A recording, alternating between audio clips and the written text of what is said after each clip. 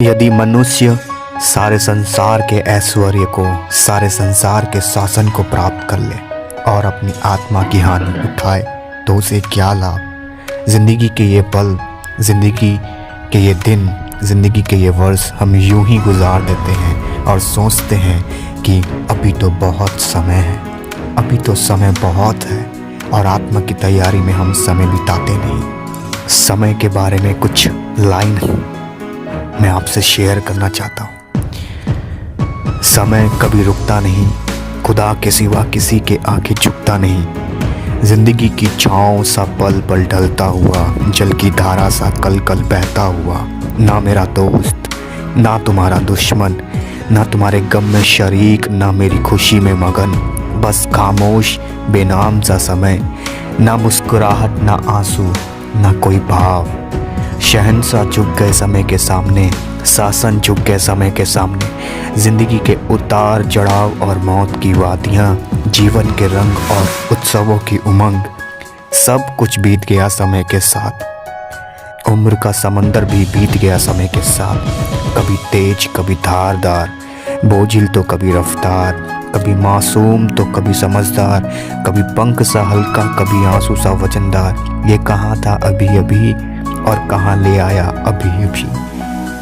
आज इस मोड़ पर एक बार फिर चलते चलते कह रहा है मुझसे और आपसे, एक बार देख तो लो जिस तरफ तुम जा रहे हो, जिस राह पर तुम आगे बढ़ रहे हो, वह रास्ता कहाँ पहुँचाएगा तुम्हें। मैं तो चला जाऊँगा तुम्हारे कदमों के आगे, तुम्हारी सांसों के उस पार। पर जब तुम्हारी धड़कन रुक जाएगी और कभी सांस ठहर जाएगी, तब तुम कहाँ होगे, किस जहां में होगे। एक बार सोच तो लो, एक बार देख तो लो, एक बार कर तो लो ये सवाल, कर लो अपनी मंजिल का ख्याल। यह समय आज हमको चुनौती दे रहा है, यह समय आज हमसे कुछ पूछ रहा है। समय के विषय में परमेश्वर का वचन इफिसियों 5 अध्याय 15 आयत से 17 आयत में, इसलिए ध्यान से देखो कि कैसी चाल चलते हो।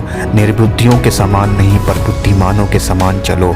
अवसर को बहुमूल्य समझो क्योंकि दिन बुरे हैं, इस कारण निर्बुद्धि ना हो पर ध्यान से समझो कि प्रभु की इच्छा क्या है। परमेश्वर के दास डॉक्टर बिली ग्राहम जब एक इंटरव्यू में थे तो उनसे कुछ लोगों ने कुछ इस प्रकार पूछा कि इतने वर्ष आपने सेवा की, संसार के लोगों को आपने प्रभावित किया, आपने प्रभु यीशु मसीह के यश की धूम सारे संसार में मचा दी।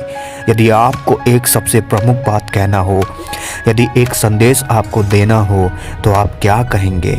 डॉक्टर बिली ग्राहम ने इस प्रकार से कहा, मेरी आशा है कि हर व्यक्ति समझ सकेगा कि जीवन संक्षिप्त है, पता ही नहीं चलता कि कब आए और कब जाने का समय हो गया। जीवन संक्षिप्त है और इस बात को व्यक्ति को समझना बहुत आवश्यक है। इसलिए प्रमुख बात यह है कि हम समय को बहुमूल्य समझें और जानें कि हमारा एक एक दिन जिंदगी का एक एक लम्हा, एक एक पल महत्वपूर्ण है।